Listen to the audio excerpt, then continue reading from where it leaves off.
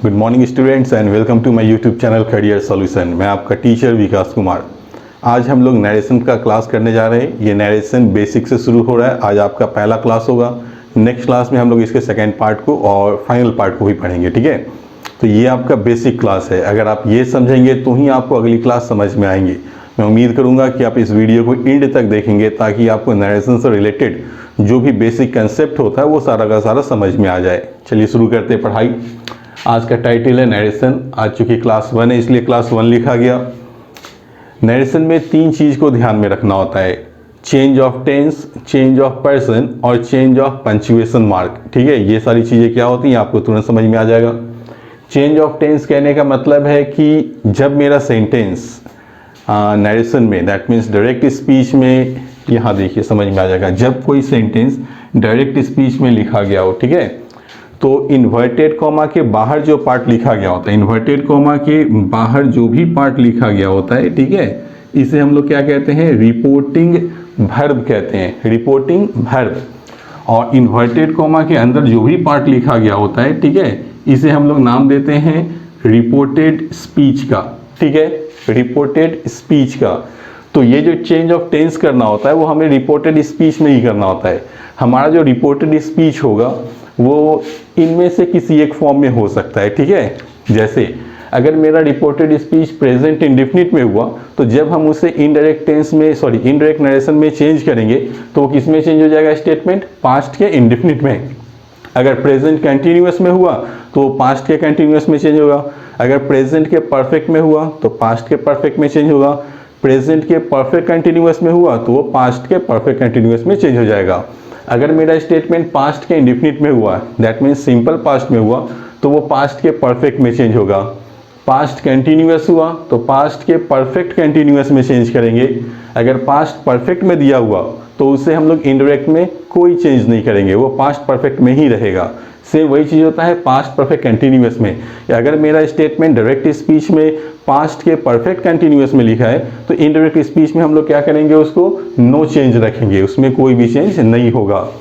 अगर शैल लिखा मिले तो उसे शुड में चेंज करेंगे, विल लिखा मिले तो वुड में चेंज होगा। कैन कुड में चेंज होता है, मे माइट में, दिस दैट में, नाउ देन में, हेयर देर में चेंज होगा, टुडे दैट डे में, टुमारो द नेक्स्ट डे में, यस्टरडे द प्रीवियस डे में, और इसी तरह से दीज दोज में चेंज होता है। तो ये सारी चीज़ें आपको बेसिक याद रखनी है, ठीक है। नेक्स्ट आता है फिर चेंज ऑफ पर्सन। हम लोग क्या कहते हैं, नरेशन में चेंज ऑफ पर्सन भी करते हैं। तो चेंज ऑफ पर्सन किस में होगा, तो वो भी रिपोर्टेड स्पीच में ही होगा। Change of person reported speech में ही किया जाता है। अगर रिपोर्टेड स्पीच में कोई मेरा फर्स्ट पर्सन हुआ, ठीक है, तो वो मेरे रिपोर्टिंग वर्ब के सब्जेक्ट से चेंज होगा। देखिए यहाँ लिखा है first person according to the subject, और आर भी मतलब रिपोर्टिंग वर्ब। जैसे अगर यहाँ कोई फर्स्ट पर्सन है, आई कहने का मतलब क्या हुआ, फर्स्ट पर्सन, तो इसे जब हम इनडायरेक्ट में चेंज करेंगे तो ये किससे चेंज होगा, फर्स्ट पर्सन सब्जेक्ट से चेंज होता है, ठीक है। तो रिपोर्टिंग वर्ब का सब्जेक्ट कौन है, ही, तो हम लोग आई से ही को चेंज करेंगे, ठीक है। अगर कोई रिपोर्टिंग वर्ब में मेरा अगर कोई सेकंड पर्सन हुआ तो हम उसे रिपोर्टिंग वर्ब के ऑब्जेक्ट से चेंज करेंगे। जैसे यहाँ देखिए सेंटेंस में लिखा है यू, यू मतलब सेकंड पर्सन, तो ये सेकंड पर्सन किससे चेंज होगा, रिपोर्टिंग वर्ब के ऑब्जेक्ट से, यू को मी से चेंज करेंगे। और अगर कोई थर्ड पर्सन हुआ तो उसे हम लोग चेंज नहीं करेंगे। दैट मीन्स अगर रिपोर्टेड स्पीच में कोई थर्ड पर्सन हुआ तो उसे हम लोग चेंज नहीं करेंगे, वो एज इट इज रहेगा, ठीक है। ये तो हुआ change of person, change of tense, ठीक है। अब हम लोग आते हैं कुछ बेसिक जो रूल्स होता है इससे रिलेटेड, उसे समझ लेते हैं।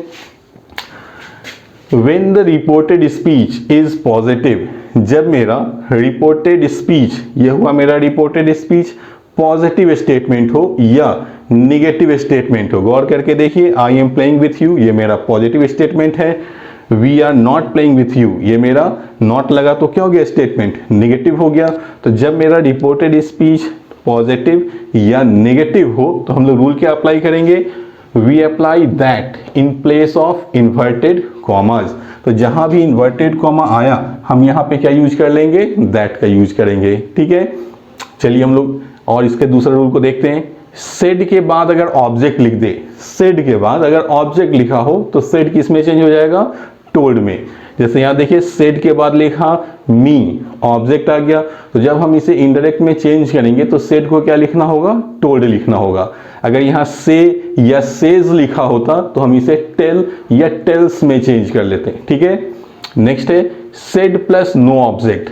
अगर सेड के बाद कोई ऑब्जेक्ट ना दे तो हम लोग सेड को सेड ही लिखेंगे, ठीक है। से लिखा हो तो से लिखेंगे, ठीक है। सेज लिखा हो तो सेज लिखेंगे, बशर्ते कब, जब ऑब्जेक्ट ना दिया हो तब।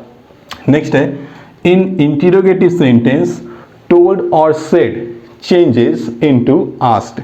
अगर मेरा सेंटेंस इंटरोगेटिव हो, जैसे यहाँ देखिए are you playing with us, interrogative है। तो जब इंटरोगेटिव सेंटेंस हो तो यहाँ सेड लिखा मिले या टोल्ड लिखा मिले, इसे किस में चेंज कर लेंगे, आस्क्ड में, ठीक है। अभी सारी चीज़ें समझ में आ जाएंगी आपको, मुझे उम्मीद है यहाँ तक तो आपको समझ में आ ही गया होगा, ठीक है। एक छोटा सा और रूल है कि टोल्ड और आस्क्ड ये दोनों कहीं भी लिखा मिले, टोल्ड या आस्क्ड सेंटेंस में कहीं भी लिखा मिले, हम इसके साथ टू का यूज नहीं करते हैं। अगर लिखा हो ही टोल्ड टू मी तो गलत हो गया, ही आस्क्ड टू मी तो ये गलत हो गया। सेंटेंस क्या बनेगा, ही टोल्ड मी, ही आस्क्ड मी, ये होगा सही, ठीक है। चलिए अब हम लोग आते हैं अपने रूल्स पर। देखिए एकदम बेसिक है और एकदम आराम से समझना है, ठीक है। बहुत ज़्यादा इसमें एफर्ट लगाने की ज़रूरत नहीं है। मैं भी जो समझाऊंगा अगर आप इसे बहुत ही फोकस्ड होकर, बहुत ही रिलैक्स होकर समझेंगे तो आपको हर एक की पॉइंट्स, जो बेसिक पॉइंट्स होता है वो समझ में आ जाना है, ठीक है। चलिए देखते हैं। लिखा ही सेड टू मी, तो सेड के बाद ऑब्जेक्ट आया तो सेड को क्या लिखना था, टोल्ड। चलिए हम लोग चेंज करते हैं। ही मेरा सब्जेक्ट है तो ही रहा, सेड के बाद ऑब्जेक्ट है तो सेड को क्या लिखना था, told.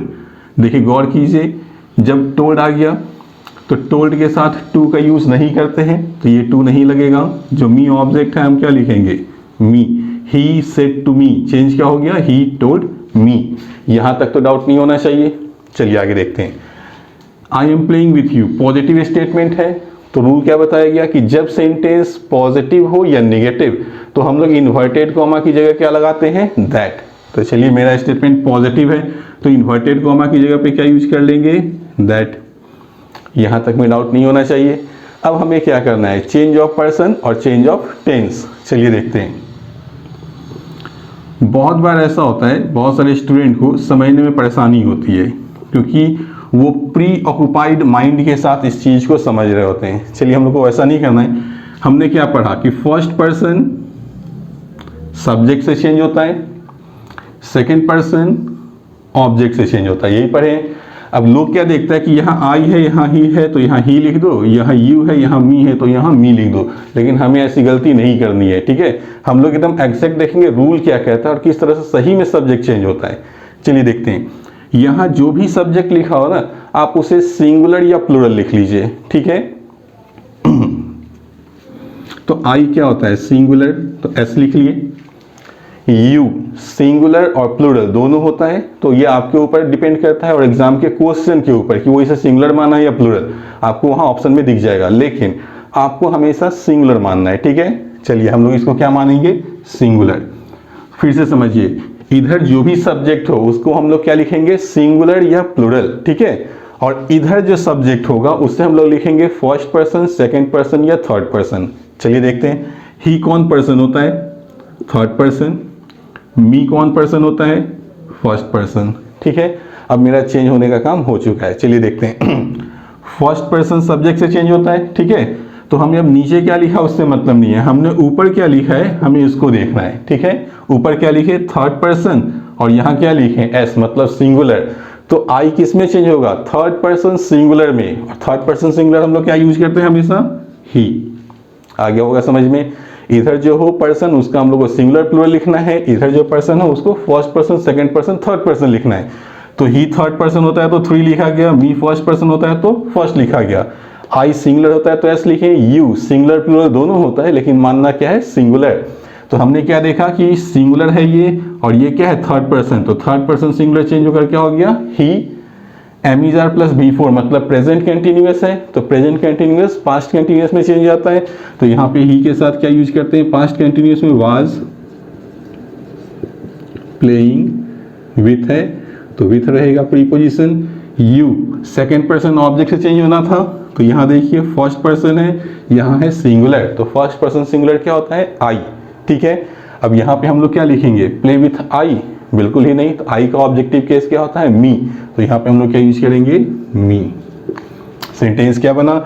He told me that he was playing with मी। ठीक है, यहाँ मी इसलिए लिखे ऑब्जेक्टिव केस में क्योंकि यू भी ऑब्जेक्टिव केस में था, जिस केस में प्रोनाउन हो उसी केस में यूज करते हैं। ठीक है, चलिए अगर ये चीज नहीं समझ में आया हो तो यहाँ ये चीज अभी फिर से क्लियर हो जाएगा। ठीक है, चलिए देखते हैं। He said to me we are not playing with you, negative sentence है। ठीक है, सेड के बाद ऑब्जेक्ट है, तो जब सेड के बाद ऑब्जेक्ट हो तो सेड को क्या लिखना है? टोल्ड। जो ऑब्जेक्ट है वो ऑब्जेक्ट रहेगा। ठीक है, क्योंकि टोल्ड के साथ टू लगाते नहीं है, तो मी ऑब्जेक्ट था तो मी लिखा गया। ठीक है, इन्वर्टेड को हटाकर क्या यूज करना था? दैट। दैट क्यों लगाया गया? क्योंकि सेंटेंस निगेटिव था तो इन्वर्टेड कोमा की जगह दैट लगा लेते हैं। ठीक है, चलिए अब देखते हैं। फिर चेंज ऑफ सब्जेक्ट करना है। ठीक है, तो देखिए अभी आपको क्या समझाया गया था कि इधर जो भी सब्जेक्ट हो आप सिंगुलर या प्लूरल लिख लीजिए। ठीक है, तो वी क्या होता है? प्लूरल, तो पी लिख लिया। यू सिंगुलर प्लूरल दोनों होता है, लेकिन मानना क्या है हमें? सिंगुलर, तो एस लिख लिया। ठीक है, चलिए इधर देखते हैं। ही थर्ड पर्सन होता है तो 3 लिखें, मी फर्स्ट पर्सन होता है तो 1 लिखें। ठीक है, चेंज करके देखिए, फर्स्ट पर्सन सब्जेक्ट से चेंज होता है। ठीक है, तो देखिए यहाँ है प्लूरल और यहाँ है थर्ड, तो थर्ड पर्सन प्लूरल क्या होता है? थर्ड पर्सन प्लूरल दे होता है, तो यहाँ वी किस में चेंज हो जाएगा? दे में।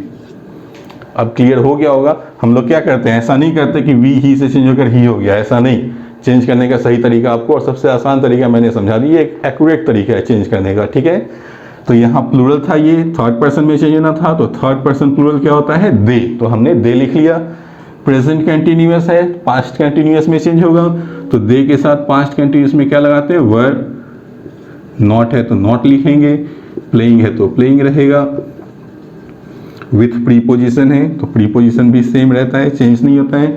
सेकेंड पर्सन ऑब्जेक्ट से चेंज होना है, तो ऑब्जेक्ट क्या है? फर्स्ट पर्सन सिंगुलर, तो फर्स्ट पर्सन सिंगुलर मतलब आई, तो प्लेइंग विथ आई या प्लेइंग विथ मी क्या होना चाहिए था? आई का मी, तो यहाँ हम लोग मी को यूज करेंगे। क्लियर हो चुका है? चलिए अभी भी डाउट हो तो यहाँ फिर क्लियर हो जाना है। ये हो गया पॉजिटिव, ये हो गया नेगेटिव। अब हम लोग आ रहे हैं अपने इंटीरोगेटिव सेंटेंस पर। ठीक है, और एग्जाम में आपको यही क्वेश्चन बैंक में या एसएससी में ईडर के फॉर्म में पूछा था, इसी दोनों में से क्वेश्चंस। ठीक है, चलिए देखते हैं। He said to me are you playing with us, interrogative sentence है। इंटीरोगेटिव का पहचान क्या होता है? हेल्पिंग वर्ब से सेंटेंस शुरू हो, इंटीरोगेशन मार्क लगा हो, मतलब सेंटेंस इंटीरोगेटिव है। तो इंटीरोगेटिव सेंटेंस में क्या करते हैं हम लोग? सेड को क्या चेंज करना था? आस्क्ड में क्या बोला गया था? इन इंटीरोगेटिव सेंटेंस टोल्ड और सेड चेंजेस इनटू आस्क्ड। ठीक है, तो हमने क्या किया? सेड को आस्क्ड में चेंज कर लिया। रूल ये भी बताया गया था कि आस्क्ड के साथ टू नहीं लगता है, तो ये टू नहीं लगेगा। बचा क्या? मी, तो मी लिख लिया गया। अब बचा इन्वर्टेड कॉमा, तो इंटरोगेटिव सेंटेंस में इन्वर्टेड कॉमा को हटाकर इफ या वेदर का यूज करते हैं। ठीक है, तो यहां आप लगा सकते हैं या तो इफ या तो वेदर, दोनों में से हम किसी का भी यूज कर सकते हैं। अब फिर हमें क्या करना है? तो ध्यान दीजिएगा, ये जो इंटरोगेशन मार्क है इसको फुल स्टॉप में चेंज करना होता है। ठीक है, इसको किस में चेंज करना है? फुल स्टॉप में। तो जब फुल स्टॉप में चेंज करना हो तो हम लोग को करना क्या है ना, कि वर्ब को सब्जेक्ट की जगह और सब्जेक्ट को वर्ब की जगह इंटरचेंज कर देना। जैसे ही इंटरचेंज करेंगे सेंटेंस पॉजिटिव हो जाएगा। ठीक है, चलिए देखते हैं। तो यू सब्जेक्ट है मेरा, सेकंड पर्सन ऑब्जेक्ट से चेंज होगा। ठीक है, तो यहाँ देखिए ये सिंगुलर है और ये फर्स्ट पर्सन, तो फर्स्ट पर्सन सिंगुलर क्या होता है? आई, तो यहाँ पे क्या लिखेंगे? आई। हो गया क्लियर? और ये एमिजार था तो एमिजार किस में चेंज जाएगा? वाज वेयर में, तो आई के साथ क्या लगाते हैं? वाज। फिर प्लेइंग है तो प्लेइंग रहेगा, विथ है तो विथ रहेगा। अब है अस, अस मतलब फर्स्ट पर्सन होता है, तो वी से ही अस बना ना। ठीक है, तो गौर करके देखिए ये क्या है? प्लूरल, तो फर्स्ट पर्सन किससे चेंज होता है? सब्जेक्ट से, और सब्जेक्ट क्या है आपका? थर्ड पर्सन, तो थर्ड पर्सन प्लूरल क्या होता है? दे, तो यहां पर हम लोग दे का क्या लिखेंगे? देम। प्लेइंग विथ दे गलत होगा, क्या होगा सही? Playing with them. तो सेंटेंस क्या बना? He asked me if I was playing with them, या he asked me whether I was playing with them. आ गया समझ में? कि सब्जेक्ट को किस तरह से चेंज करते हैं। रूल क्या था एक बार फिर से समझिए। इंटरोगेटिव सेंटेंस हो तो सेड को आस्ट लिखेंगे, आस्ट के साथ टू यूज नहीं करते हैं, जो ऑब्जेक्ट होगा ऑब्जेक्ट आएगा, इन्वर्टेड कॉमा की जगह इफ वेदर आएगा, और इसके बाद पहले सब्जेक्ट आएगा फिर हेल्पिंग वर्ब आएगा, क्योंकि लास्ट में हमें क्या यूज करना होता है, फुल स्टॉप। ठीक है, अब ये लास्ट रूल है आज के लिए, इसको आप अच्छे से समझेंगे। Why am I playing with you, ये स्ट्रॉन्ग इंट्रोगेटिव हो गया। जब हम इंट्रोगेटिव सेंटेंस, जैसे जब भी सेंटेंस को WH वर्ड से शुरू कर दें, क्वेश्चन वर्ड से, why, what, when, where, how, who, whose, which, whom, तो ये क्या हो जाता है मेरा सेंटेंस, स्ट्रॉन्ग इंट्रोगेटिव। क्योंकि इंट्रोगेटिव है तो सेट को हम क्या लिखेंगे, आस्क्ड, आस्क के साथ टू लगता नहीं है, मी है तो मी लिखा जाएगा। इन्वर्टेड कॉमा हटाकर हमने क्या यूज किया था इंट्रोगेटिव सेंटेंस में, इफ या वेदर का। ठीक है, लेकिन यह सेंटेंस स्ट्रॉन्ग इंट्रोगेटिव है। ठीक है, यह सेंटेंस क्या है, स्ट्रॉन्ग इंट्रोगेटिव है। तो जब स्ट्रॉन्ग इंट्रोगेटिव हो ना, तो जो WH क्वेश्चन वर्ड यहाँ लिखा होगा हम इन्वर्टेड कॉमा की जगह उसे ही प्लेस करेंगे। जैसे यहाँ वाई लिखा तो इन्वर्टेड कॉमा की जगह हम लोग वाई को ही प्लेस करेंगे। समझ में आ गया। अब लास्ट चीज यहाँ समझना है कि इंट्रोगेटिव साइन को किस में चेंज करना होता है, फुल स्टॉप में। तो उसके लिए तरीका क्या बताया गया कि आप सब्जेक्ट को पहले कर लें और हेल्पिंग वर्ब को बाद में, मतलब सब्जेक्ट और हेल्पिंग वर्ब को इंटरचेंज कर लें। ठीक है, तो आई फर्स्ट पर्सन है, फर्स्ट पर्सन किससे चेंज होता है, सब्जेक्ट से, तो ये है सिंगुलर और चेंज किस में होना है, थर्ड पर्सन में। तो थर्ड पर्सन सिंगुलर क्या होता है, ही, तो ही लिखा गया। एमिजार किस में चेंज जाएगा, वाज वेयर में। प्लेइंग है तो प्लेइंग रहेगा। प्रीपोजिशन विथ है तो विथ रहेगा। अब बच्चा लास्ट में ऑब्जेक्ट, तो सेकंड पर्सन किससे चेंज होता है, ऑब्जेक्ट से, तो ये है सिंगुलर और चेंज होना है फर्स्ट पर्सन में। तो फर्स्ट पर्सन सिंगुलर क्या होता है, आई। अब यहाँ पे देखिए बताइए, तो प्लेइंग विथ आई होगा, बिल्कुल ही नहीं, आई का क्या हो जाना वहाँ, मी। तो हम लोग यहाँ पे क्या यूज कर लिए, मी। तो ये हुआ आज के लिए आपका बेसिक क्लास नरेशन का। ठीक है, ये क्लास 1 है। ये जो रूल्स होते हैं, जो बेसिक्स होते हैं, वो मैंने आज आपको समझाया। मैं उम्मीद करूंगा कि जिन लोगों को ये ना समझ में आया हो सब्जेक्ट कैसे चेंज होता है, वो इस वीडियो को दोबारा देखें, समझने की कोशिश करें। और एक किताब आता है ऑक्सफोर्ड का ट्रांसलेशन, करंट इंग्लिश ट्रांसलेशन, ठीक है, उससे आप थोड़ा प्रैक्टिस कर लीजिए। कहने का बहुत ही छोटा सा चीज़ है, लेकिन बहुत बड़ा काम करेगा अगर आप प्रैक्टिस कर लेते हैं उस बुक से। ठीक है, इस तरह के क्वेश्चंस को हिंदी टू इंग्लिश ट्रांसलेट करते हैं तो आपका कंसेप्ट बिल्कुल ही क्लियर हो जाना है। ये तो बेसिक था। नेक्स्ट जो क्लास कल आएगा वो इसी का आगे का पार्ट होगा, पार्ट 2, और वो काफ़ी इंपॉर्टेंट क्लास होगा। उसमें हम लोग इम्पीरेटिव भी पढ़ेंगे, ठीक है, कुछ इम्पीरेटिव सेंटेंस पढ़ेंगे, एक्सक्लेमेटरी भी पढ़ेंगे। ठीक है, अगर कोई सजेशन हो, प्रपोजल हो, तो उस तरह के सेंटेंस को कैसे बनाना है, तो ये सारी चीज़ें हम लोग कल इस पर डिस्कशन करेंगे। वो तब आपको समझ में आएगा जब ये चीज़ आप समझ चुके होंगे। तो आज आपका काम यही है कि इसे रिवाइज़ कीजिए, थोड़ा प्रैक्टिस कर लीजिए और कल के लिए तैयार रहिए।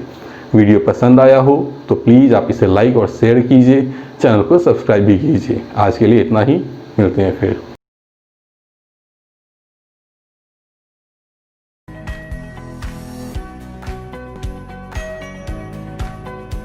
गुड मॉर्निंग स्टूडेंट्स, मैं आपका टीचर विकास कुमार।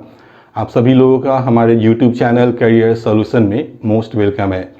हम लोग आज नरेशन के पार्ट 2 को करेंगे। पिछले क्लास में नरेशन का फर्स्ट पार्ट दिया गया था। जिन लोगों का फर्स्ट पार्ट छूट चुका है वो प्लेलिस्ट में जाएं और उस पार्ट को देखें। क्यों? क्योंकि उसमें बेसिक्स समझाए गए हैं। अगर आपको वो बेसिक्स समझ में आएगा तो आज की क्लासेस काफ़ी अच्छे ढंग से समझ में आएगी। अगर आप उसे ना देखेंगे तो आज के क्लास में थोड़ा दिक्कत आ सकती है। हम लोग आज पार्ट 2 करेंगे और ये आज का नरेशन का फाइनल पार्ट होगा। इसलिए मैं उम्मीद करूंगा जिस तरह से आप लोगों ने पहले पार्ट को एंड तक देखा, वैसे ही इस पार्ट को भी एंड तक देखें, ताकि आपका जो भी डाउट हो वो सारा का सारा क्लियर हो जाए। चलिए शुरू करते हैं अपने क्लास को।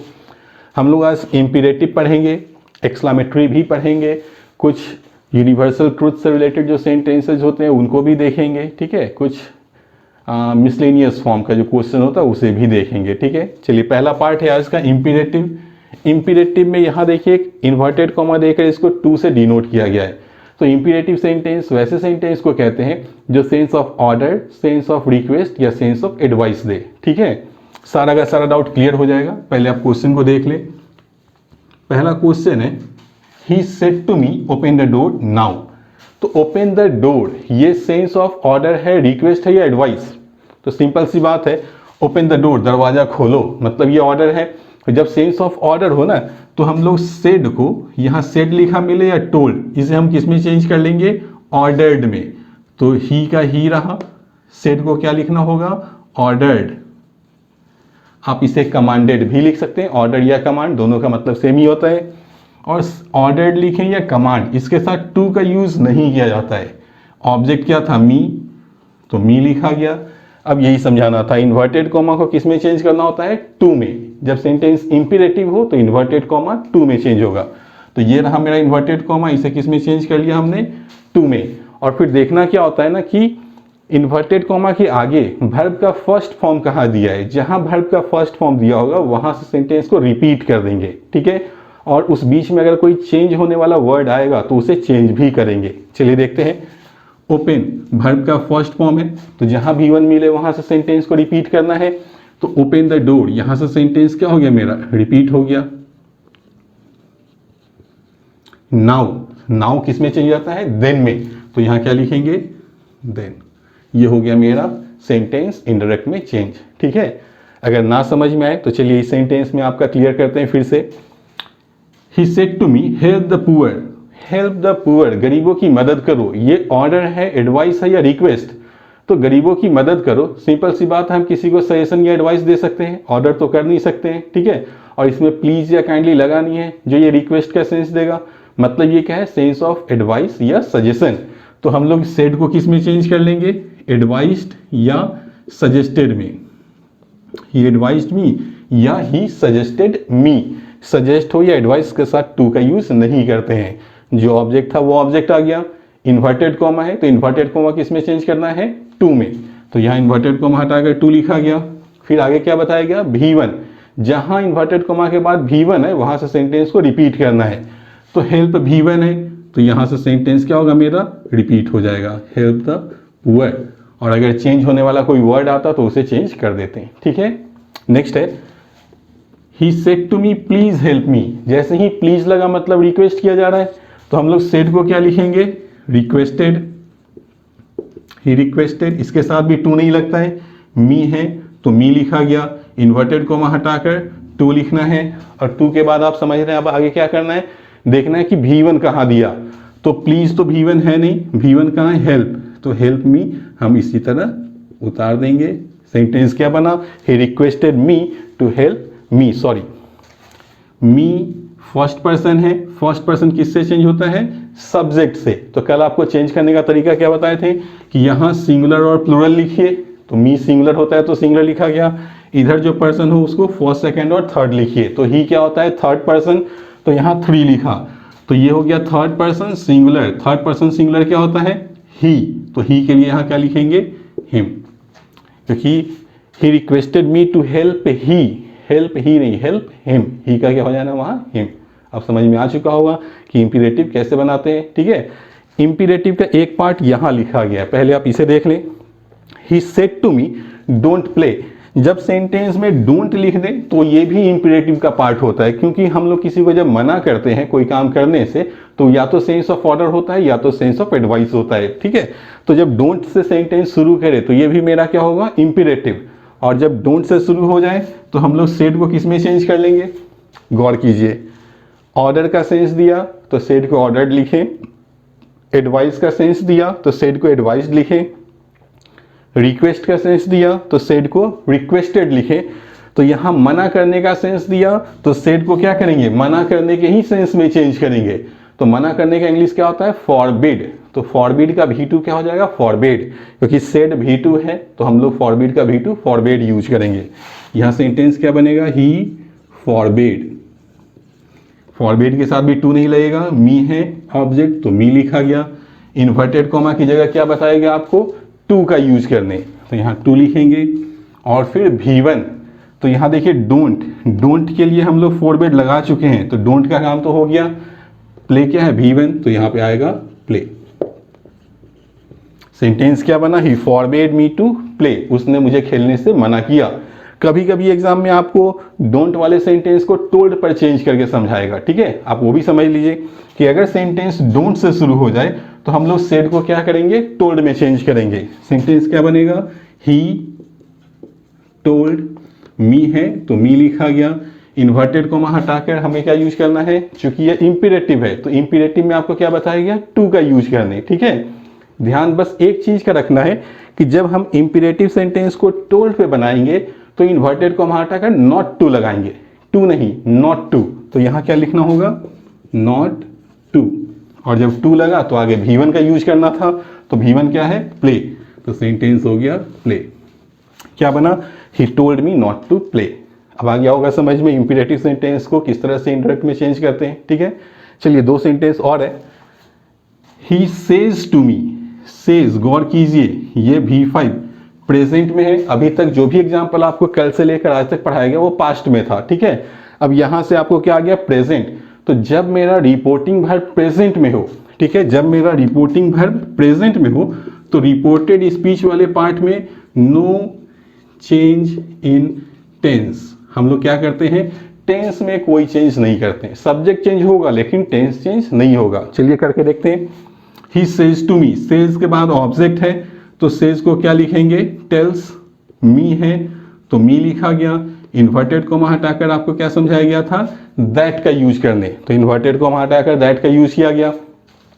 फर्स्ट पर्सन सब्जेक्ट से चेंज होता है, ठीक है, तो सब्जेक्ट फर्स्ट पर्सन किससे होना है, सब्जेक्ट से। सब्जेक्ट है यहाँ सिंगुलर और यहाँ क्या है, थर्ड पर्सन। तो थर्ड पर्सन सिंगुलर क्या होता है, ही। तो आई और ही को चेंज करके क्या लिखना होगा हमें, ही। और ये प्रेजेंट कंटिन्यूअस टेंस है तो चेंज होने के बाद भी ये किस में रहेगा, प्रेजेंट के कंटिन्यूअस में ही रहेगा। तो ही is playing with. Second person object से चेंज होना है तो ये क्या है मेरा फर्स्ट पर्सन और ये है सिंगुलर। तो फर्स्ट पर्सन सिंगुलर क्या होता है, आई। तो यहाँ पे हमें क्या लिखना है, ही इज प्लेइंग विथ आई, बिल्कुल ही नहीं। आई का क्या यूज करेंगे यहाँ पर, me. He is playing with me. ये हो गया मेरा प्रेजेंट से सेंटेंस अगर हो शुरू तो हम लोग क्या करते हैं, इस तरह के रूल पे इसको चेंज करते हैं। ठीक है, नेक्स्ट आता है अब यूनिवर्सल ट्रूथ। गौर कीजिए, he said to me 2 and 2 makes 4। यह जो पार्ट लिखा गया ये क्या है मेरा, यूनिवर्सल ट्रूथ है। तो यूनिवर्सल ट्रूथ वाले सेंटेंस को चेंज नहीं करते हैं। ठीक है, आइडम्स हो या यूनिवर्सल ट्रूथ हो वैसे ही रहेगा। सॉरी, प्रोवर्ब अगर कोई लिखा हो मतलब कहावत या यूनिवर्सल ट्रूथ तो वो चेंज नहीं होता है। तो यूनिवर्सल ट्रूथ वाले सेंटेंस में इन्वर्टेड कॉमा को हम लोग दैट लिखेंगे, तो दैट लिख लिया गया और स्टेटमेंट चेंज नहीं होता है। तो जो स्टेटमेंट होगा उसको वैसे ही उतार देंगे। 2 and 2 makes 4। बचा यह पार्ट, तो इस पार्ट के लिए जो रूल आपको कल समझाया गया था सिर्फ वही रूल पे फॉलो करना है। सेड के बाद ऑब्जेक्ट है तो सेड को क्या लिखेंगे, टोल्ड। सेंटेंस क्या बनेगा, ही told me that 2 and 2 makes 4। ये हो गया मेरा यूनिवर्सल ट्रूथ का सेंटेंस का रूल। ठीक है, तो यहां तक आपको समझ में आ चुका होगा मेरे हिसाब से। अगर ना समझ में आए तो आप दोबारा वीडियो को देखिए, समझने की कोशिश कीजिए, आपको बहुत अच्छे ढंग से समझ में आएगा। ठीक है, चलिए हम लोग आते हैं नेक्स्ट एक्सक्लेमेटरी पार्ट पे। एक्सक्लेमेटरी में हम लोग 3 चीज पढ़ते हैं, खुशी, दुख और आश्चर्य। वैसा कोई भी सेंटेंस जो आपके सडन एक्सप्रेशन को एक्सप्रेस करे, वो चाहे खुशी के सेंस में हो, दुख के सेंस में हो या आश्चर्य के सेंस में, तो उसे कैसे चेंज करना होता है इंडायरेक्ट में वो समझ लीजिए। या तो हम एक्सक्लेम विथ जॉय का यूज करेंगे खुशी के लिए, दुख का सेंस हो तो एक्सक्लेम विथ सॉरो, और आश्चर्य हो तो हम लोग क्या यूज करेंगे, एक्सक्लेम विथ सरप्राइज। जैसे देखिए, he said to me hurray we won the match. उसने मुझसे कहा हुर्रे, हम लोग मैच जीत गए।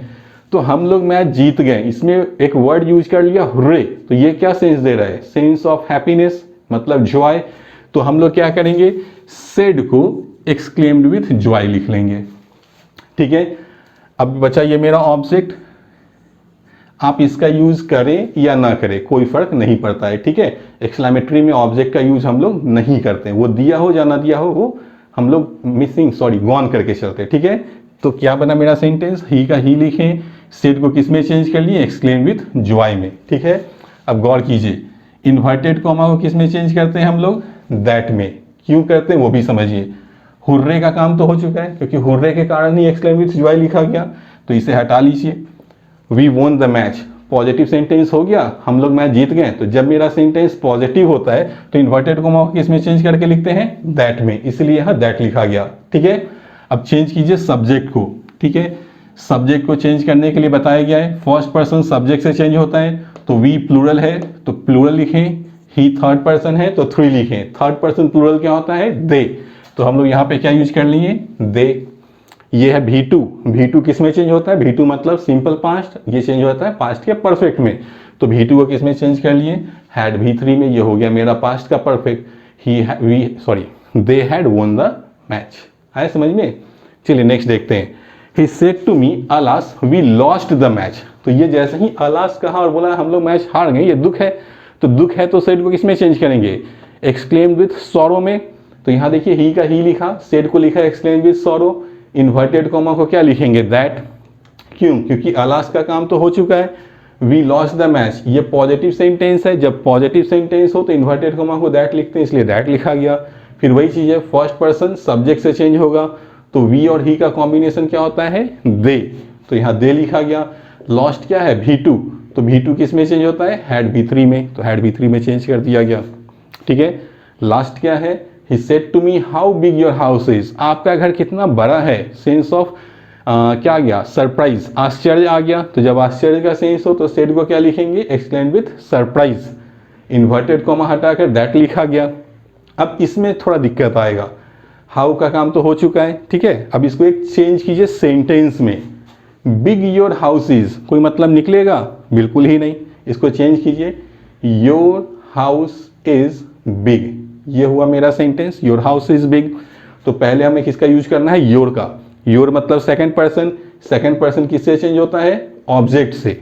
तो योर को चेंज होना है मी में, योर का हिंदी आपका, मी मतलब मैं, तो आपका को मैं में चेंज करेंगे तो क्या बोलेंगे, मेरा। अगर बोलना हो आपका घर और उसी को हमको बोलना हो मैं में चेंज कर ले तो हम क्या बोलेंगे, मेरा घर। तो आपका को मैं में चेंज किए तो क्या हो गया, मेरा। तो मेरा का इंग्लिश का यूज करेंगे, माई। नंबर 2 पे हाउस था तो हाउस लिखे, नंबर 3 पे इज है तो इज को क्या लिखेंगे, वाज। क्यों, क्योंकि सेंटेंस मेरा सेड पास्ट में शुरू हुआ था, इसलिए इज का क्या हो जाएगा, वाज। अब बचा क्या, बिग। बिग क्या हो गया, एडजेक्टिव हो गया, विशेषता बताता है। तो जो भी एडजेक्टिव हो इसके पहले हम लोग वेरी लगाकर यूज करते हैं, ठीक है। तो हम लोग बिग को क्या लिखेंगे, वेरी बिग। आ गया होगा समझ में। He extremely surprise that my house was very big, यहाँ तक हो गया। अब लास्ट का ये 2 सेंटेंस आप समझ लीजिए, इसके बाद यह समाप्त हो जाएगा क्लास आपका। लिखा है, he said let's go out for a walk, उसने कहा चलो हम लोग बाहर टहलने चले। तो जब भी सेंटेंस में लेट्स लिखा मिले तो लेट्स का मतलब क्या होता है, हम किसी को सजेशन या प्रपोजल दे रहे होते, दैट मीन्स हम सजेस्ट कर रहे होते किसी को या प्रपोज कर रहे होते किसी को, ठीक है। तो जब भी लेट्स लिखे तो हम लोग सेड को किस में चेंज कर लेंगे, या तो प्रपोज्ड में या तो सजेस्टेड में। हम लोग इसे क्या लिख सकते हैं, या तो प्रपोज या तो सजेस्टेड, ठीक है। इन्वर्टेड कॉमा हटाकर दैट का यूज करना होता है, दैट का यूज कर लिया, ठीक है। अब देखिए यहां क्या लिखा गया, सब्जेक्ट, गौर कीजिए। लेट्स का मतलब क्या होता है, लेट अस, अस का मतलब फर्स्ट पर्सन, फर्स्ट पर्सन, यहां लेट्स लिखा हुआ मतलब यहां पे सब्जेक्ट कौन छुपा हुआ मेरा, अस। अस मतलब क्या हो गया, फर्स्ट पर्सन। फर्स्ट पर्सन किससे चेंज होता है, सब्जेक्ट से। तो ये अस मतलब प्लूरल है और चेंज क्या होना है, ही में, थर्ड पर्सन में। तो थर्ड पर्सन प्लूरल क्या होता है, दे, इसलिए यहां पर हम लोग क्या लिखे, सब्जेक्ट दे।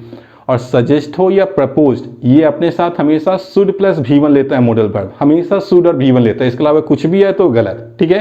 तो देखिए ही प्रपोज्ड, इन्वर्टेड कोमा लगा के हटा के लगा दिए दैट, सब्जेक्ट मेरा अस था, अस ही से चेंज होकर क्या हो गया, दे, और आगे क्या बोला, शुड V1, तो शुड लगा दिए, गो V1 था तो गो का गो ही रहेगा, आउट है तो आउट, फॉर ए वॉक तो for a walk. He suggested या he proposed that they should go for walk, ठीक है। लास्ट है, he said to his boss let me go home. अब यहां पे देखिए लेट्स लिखा था, लेट्स लिखे, लेट अस लिखे, दोनों में आपको यही रूल फॉलो करना है। लेकिन अस के फॉर्म को छोड़कर दूसरा कोई भी फॉर्म का यूज कर दे लेट के साथ तो वो रिक्वेस्ट में चेंज हो जाता है। जैसे लेट मी गो होम, मुझे घर जाने दें। लेट हिम डू दिस, उसे यह काम करने दें। तो करने दें, मुझे जाने दें, मतलब हम किसी से रिक्वेस्ट कर रहे हैं। तो इस चीज़ को बहुत ही अच्छे से ध्यान में रखिएगा कि लेट के साथ अगर कोई अस छोड़कर दूसरे सब्जेक्ट का यूज कर ले तो ये किस में चेंज जाता है, रिक्वेस्ट में। तो हम लोग सेड को क्या चेंज कर लेंगे, रिक्वेस्टेड। ही लिखा था he said to his boss, तो क्या लिखेंगे, he requested his boss. Inverted comma हटाकर हम लोग क्या यूज कर लेंगे, टू। टू क्यों लगाएं, ध्यान दीजिए, रिक्वेस्टेड लिखा मतलब अनुरोध किया ना। यहां देखिए क्या लिखे थे, रिक्वेस्टेड लिखे थे, तो इन्वर्टेड कोमा किस में चेंज किए थे, टू में। तो जब भी लेट के साथ कोई अदर सब्जेक्ट यूज किया जाए अस को हटाकर, तो हम लोग सेड को रिक्वेस्टेड में चेंज करेंगे, जो ऑब्जेक्ट है वो ऑब्जेक्ट रहेगा। इन्वर्टेड कोमा हटाकर क्या यूज करेंगे, टू, और रूल क्या बताया कि टू के बाद V1 आता है, ठीक है। तो हम लोग V1 के लिए क्या यूज करेंगे, अलाउ, हमेशा अलाउ का ही यूज करेंगे, ठीक है। अलाउ, फिर मी सब्जेक्ट है तो फर्स्ट पर्सन किससे चेंज होता है, सब्जेक्ट से। यह है सिंगुलर, यह है थर्ड पर्सन, तो थर्ड पर्सन सिंगुलर क्या होता है, ही। तो अलाउ ही तो होगा नहीं, तो ही की जगह क्या यूज करेंगे, him, allow him to go home, ठीक है। गो के पहले टू लगता है इसलिए टू लगाया गया, ठीक है। सेंटेंस क्या बनेगा, he requested his boss to allow him to go home. इस तरह के क्वेश्चंस आपको एग्जाम में डेफिनेटली मिलेंगे और इस तरह के ऑप्शंस भी आपको दिए गए होंगे आपको सॉल्व करने के लिए। तो ये रहा आज का फाइनल क्लास, लेकिन फाइनल आज नहीं हो रहा है, एक क्लास और मैं लेकर आऊँगा, इसमें मैं क्वेश्चन दूंगा ऑप्शन के साथ और चेंज करके सिखाऊंगा कि डिफिकल्ट क्वेश्चन को एग्जाम में अगर पूछ दिया जाए जो आपके रूल्स पर बेस्ड नहीं होता है, तो उस तरह के क्वेश्चन को किस तरह से मैं सॉल्व करूंगा, ठीक है। सॉरी, किस तरह से सॉल्व किया जाना चाहिए वो मैं आपको समझाऊंगा अपने नेक्स्ट वीडियो में।